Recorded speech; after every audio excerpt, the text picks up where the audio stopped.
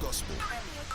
I have Roger Moore. Roger Moore is a presenter at Affinity Extra and a director at the GMIA organization. We're here to talk about Black Lives in Music, which a lot of people may not know what that is or anything about it. So, can you tell me a little bit about what it is and how you're involved? Okay, that what it is. I think to be honest, over the past year, we know that Black lives has been a subject which has been highlighted to society in the whole world. And I believe this is birthed not just out of that period, but this has been birthed of a frustration within Black people in the UK. This is not an American thing. This is a UK project, and it's really about. I've seen myself personally. I'm a bit of a musician myself, but I've seen a lot of my peers literally coming back and talking about their experiences and how much they contributed towards pop and Christian music, and there's nothing, there's no data, there's no information. And what you're having for myself, who is second generation, trying to convince people that we're worth the investment, and without the information, without the data, people are driven by data and information.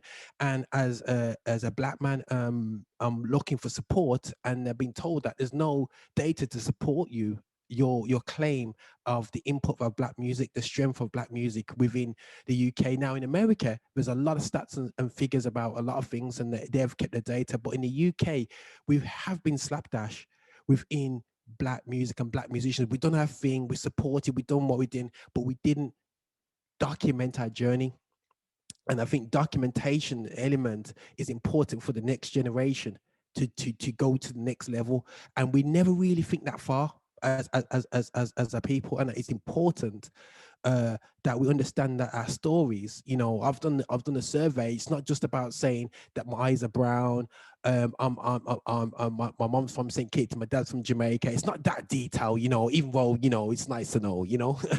But it's beyond that. It's about what have you experienced, the kickbacks, the throwbacks, so when we sit down around tables and say, hold on a second, we thought it was easier, but the facts are saying that we've got 20 musicians that have toured for 20 years and they got nothing to show for it. So we need to educate our musicians a certain type of way. How musicians are learning how to play the instruments is different to how we did 20, 30 years ago. So all this information is important to drive narratives. It's gone are the days where you got clever talking people just going, yeah, this is what we do as a people. We need facts, and it's important that we need to get our information, put it into a website. And this is organization that is not just about, as a Christian, it's like, oh no, they're just giving us a little squeeze on the table. We at GMIA are partnering Black Lives in Music, who have people that's worked in the Christian music scene, and they know the importance of what we do. Okay, so it's basically to start creating these backlogs of what Black people are doing in music, so that Black people can get more opportunities, more fun, Mm-hmm. guessing, Mm-hmm. and all these different things, which is a great initiative. It's a great movement. Why now did you and the rest of the team kind of look and think, what is the barrier? Why did you decide to do this now? Well, we jump. Okay, and obviously with GMIA, we, a couple of years ago, there was a beeline where we come together as an industry, and I think there's a generation mentality now that we need to unite as Black people. We need to get over isms and schisms and whatsoever. And too often and I'm going to talk from a Christian music perspective, we've been great bricks, but there's no mortar. We're in great cities, but we've got no motorways in between. And that's some of the fundamental problems within Black music, within Christendom and outside Christendom as well. It's the same applies, believe it or not.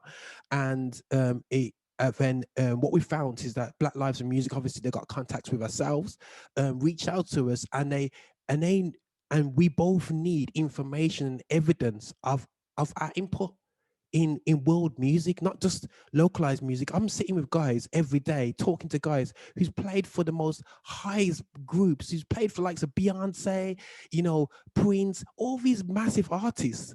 And they'll sit down and just chill with me and play football with me one day and have a great time. But the thing is, no one knows, You know what I mean? The input that we've had, growing up, I heard a lot of house singers were straight up gospel singers, and for me, it's important that we understand that we have had major input, but society won't celebrate that. Mm, Yeah. So it's important for us to get this information down so we can set up systems in place so we can be celebrated, as well as have a if you're helping creativity, you should have a you should residual income shouldn't be an issue. Saying that we've influenced styles. So you see bands out there, white bands, and you're thinking, oh, great, great, great. But they've been influenced, they've taken from, from us, and do what you do. But the reality show is that we need to realize that we have a part to play in the sound of the UK, you know what I mean? And now through putting this information in, getting all this data together to see how many of us are being involved in the whole system altogether. It's great, and how getting involved. It's when you go in and move in a certain way. It doesn't matter whether you're within Christendom or outside Christendom. When you move in a certain way in terms of creativity, you unite because there's a common purpose, and that's to celebrate Black lives, but at the same time is to educate as well. We've got failings ourselves, and it's important for us to see the truth in front of us. And it's important. Stats.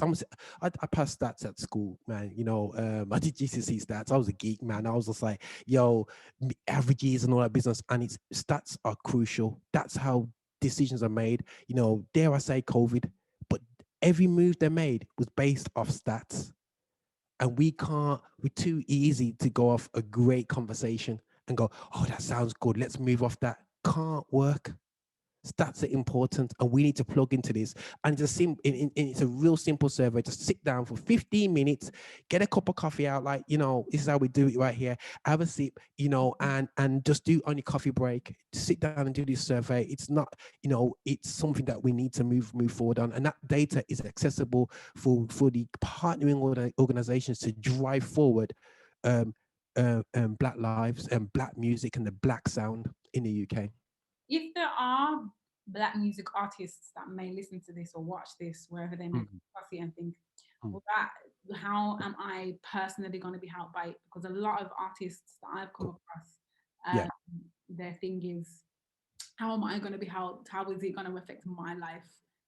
Because a lot of us, we do think about ourselves quite a lot, and a lot of people, when it Yeah. comes to these 100%. kind of surveys, you do Yeah. think, where's the data going? Is it just going to go into nothingness? What is actually going to happen?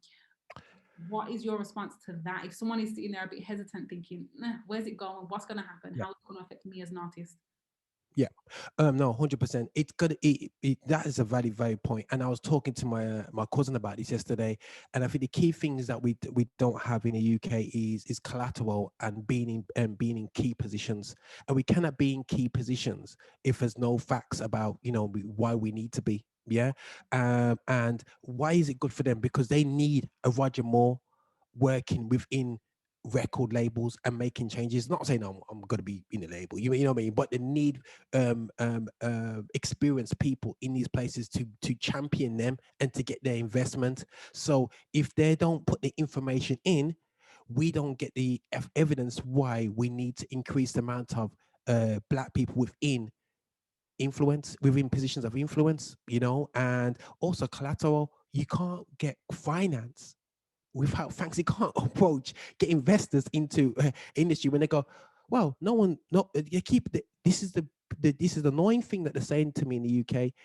There's no evidence that people love Black music in the UK. That's phony. If you look at the facts, it's true. But the problem is we're too scared to walk in them. From American perspective, American music, Bob Marley himself, like from Jamaica, made loads of money from the UK industry. The UK is the third largest music market in the world. Yeah. So how on earth we don't have anything to say in this right now, and we don't. That's why you're not getting far. You need people to open up these doors. You need people to have the finance, the legit finance to invest into you and have long time things and actually care about you. Yeah. And that's what we haven't got. Yeah. We've got a few, but as you said, we need to change the mentality and actually care about the wider community because we're here not for today, but for tomorrow. For me, this season of COVID has has really forced us to think 100%. It's forced us to go, hold on a second, when we stop gigging, the reality of the show is that basically I've got no money. Yeah. Where's my residual income coming through music? And the reality of the show is that all the musicians stopped and they needed a gig within 2 weeks afterwards because the way they set things up. And this is a lack of education. And the only way reason everybody was thought they were smart and whatsoever. But then when they hit this period now, it forced us all to think, why didn't we put anything aside for a rainy day? And it's all there in the Bible. With Joseph, said to the king, yo, put around these things. But when the famine came, it was all good, and I think we have so many principles, if you want to take, of basically storehouse mentality, but within our community, we hand to mouth, hand to mouth, hand to mouth. And I think this season has forced us to actually go, hold on a second, infrastructure should have been our target from 20, 30 years ago. Yeah. And there's a generation now where I feel like I'm obligated now looking at my son's generation to put things in place for them, you know. Blessings to my parents and whatsoever. And they did the best according to their knowledge. But our eyes are opening now and are open. And it's now for me or never, or our story will be never be told as an Afro Caribbean community. And because my name is not more. That's the reality of the show. That's not my name. That's not my, I. So the little I've got left of my Caribbean heritage, I'm saying, the sound that I seen and whatsoever, it's about to go missing. And if we don't put things down now, it's gone. So for me, this is why it's real important for information, for data, for documenting what we have been poor at, especially as an Afro Caribbean community. We've been terrible at it. So now it's forced to change. The few that are passionate about it, like myself, just hit us up, man. We want to get this information, and it's important, like the media platforms as well. It's been marginalized. A lot of these platforms have been marginalized and not seen the importance of by artists. You know what I'm saying? We are a family, and the more we get more literate about that in the Black community, the more stronger we'll be. It's not about running off for the big names and whatsoever. It's great to get the big gigs, but it's that community that protects us and take care of us in this time of COVID. And so it is about getting the stats that will then in turn get the finances that will put people like yourself or other people in the positions that need to make Mm-hmm. decisions, and that's how it will help the artists that would need the help, Yeah. which makes complete sense. If people do want to sign up to this, or do the survey, or even just read more about it and Yeah. the whole of everything, where can they do that? Okay, then, right. You can to go straight to do the survey. It's quite simple. It's obviously Black Lives in Music is quite hard, because quite not hard to forget anyway. But it's as simple as blim.org.uk/change. Yeah. Or you can just go to blim.org.uk.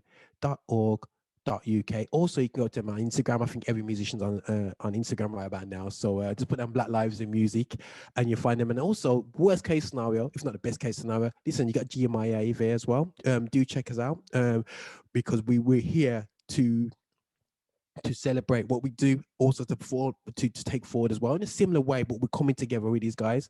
And do go to us at gmia.org.uk. Do check out. And like I said, the survey is not rocket science.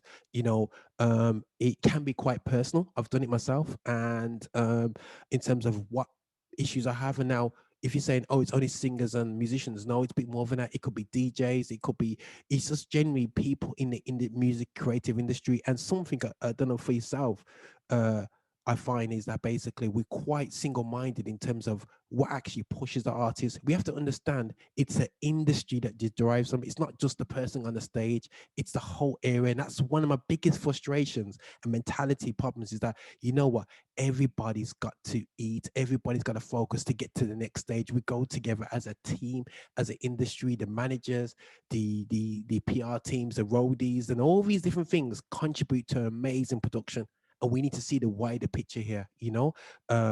So that's so for me, it's important, guys, do check it out. And it's as simple as this. You can put down Black Lives in Music and just put a UK at the end, and you'll find it straight away. There's some cool videos on it. There's conversation all around out there. So that's why I'm passionate about. As you can tell, I'm passionate about it. I'm like, yeah, I want to get this Black Lives. But I think that we haven't been celebrated, And that's a polite way of saying it. And it's time now to not wait for it, and to get up on our feet and actually let's do something.